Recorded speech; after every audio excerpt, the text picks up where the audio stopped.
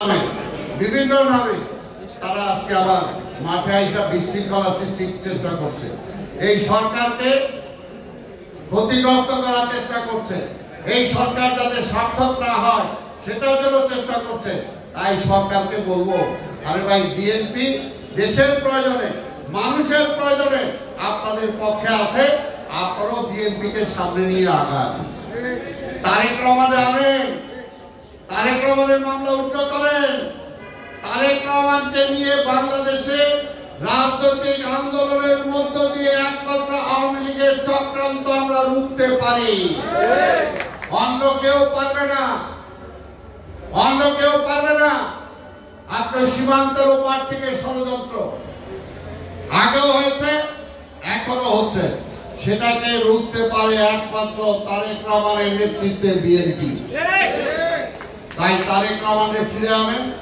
আমরা মাঠে ঘাটে আছি দীর্ঘ 17 বছর, নিজেদের পরিবার, পরিজন, সন্তান, সন্ততি সবকিছু বাদ দিয়ে যারা পরীক্ষায় উত্তীর্ণ হয়েছে দেশপ্রেমে, এর চেয়ে বড় পরীক্ষিত শক্তি আর কই পাবে না, কই পাবে? এই বিএনপি লক্ষ লক্ষ নেতা কর্মীকে নিপীড়ন নির্যাতন করেছে, জেলে দিয়েছে, মামলা দিয়েছে।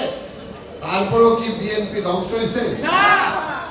একটা কর্মীকেও ছুটে যেতে পারে। এটা পরীক্ষিত।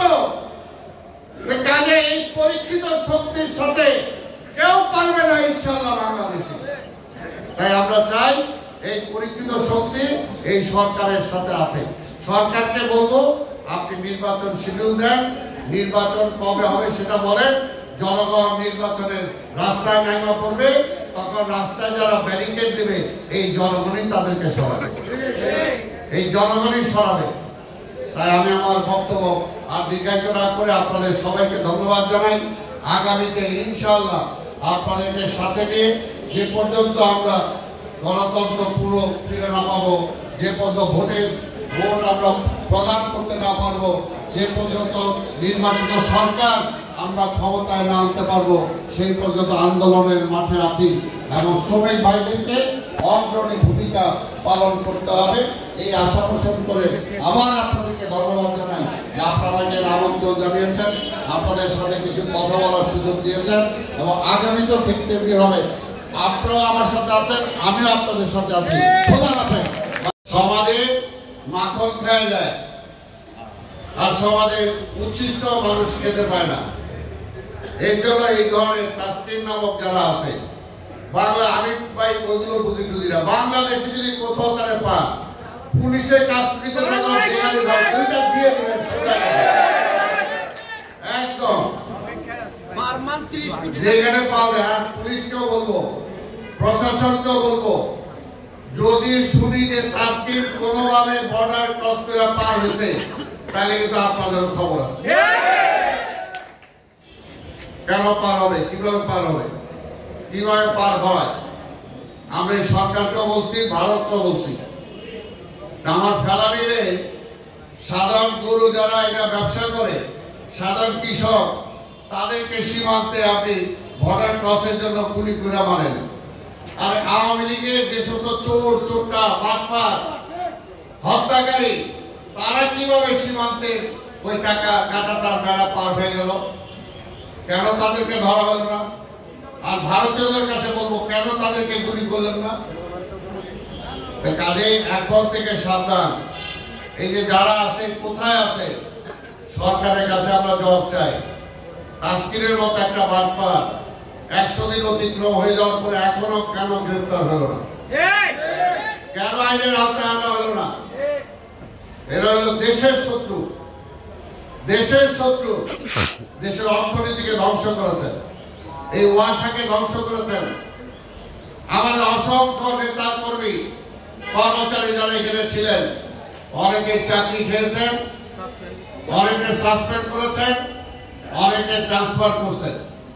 আর তাদের বদলতে যে সমস্ত অফিসাররা সেই কামগুলো করছেন, এখন আবার দুই চারটা তাকে ধমক দিলে তাকে না কিন্তু অপমান হয়, তাকে অপমান হয়। মান তো আগেই খোয়াইছেন। যারা করে যে আমাদের আন্দোলনের মধ্যে অনেকেই ছিলেন যাদেরকে বলবো এখন অনেকে অনেক কিছু হয়েছে। যদি বিপ্লবী বলেন, অভ্যুত্থানী বলেন, তাহলে এখনো কিভাবে তারা সেই চেয়ারে বসে থাকে, কিভাবে বসে থাকে?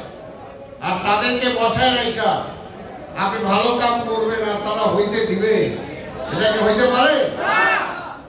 ওই চোর ধরা খাবে, এর জন্য তো ফাইল করবে না, আর ভালো যারা আছে তাদেরকে আসতে দিবে না। কাজে আমরা বলছি, আমাদের নেতা তারেক রহমান বলছেন যে দেশে অরাজকতা সৃষ্টি হবে, সেই কারণে কিন্তু আমরা চুপ করে আছি। চুপ করে আসি মানে এই না যে আজীবনই চুপ করে থাকবে, বিচারের আওতায় তাদের আসতেই হবে। আমরা এখন ধৈর্য ধরে আছি, যেহেতু আমাদের সরকার কিন্তু আমাদের দলীয় সরকার না। আর এখন যদি একটা উল্টা পাল্টা কিছু হয়, আমরা এই সরকারকে বারবার বলছি যে রোডম্যাপ দেন, নির্বাচনী রোডম্যাপ দেন। হাসিনা ভয় পাইতো যে নির্বাচন দিলে বিএনপি ক্ষমতায় চলে আসবে। হাসিনা প্রকাশ্যে বলতো নির্বাচন কেন দিব, ওই তারিখ এসে ক্ষমতায় আসবে। এই জন্য আপনারা নির্বাচন দিতে দেরি করেন কি কারণে? অনেকে বলে দ্রুত নির্বাচন দিলে বিএনপি ক্ষমতায় চলে আসবে। আর ইনশাআল্লাহ জনগণের ভোটে বিএনপি ক্ষমতায় আসবে।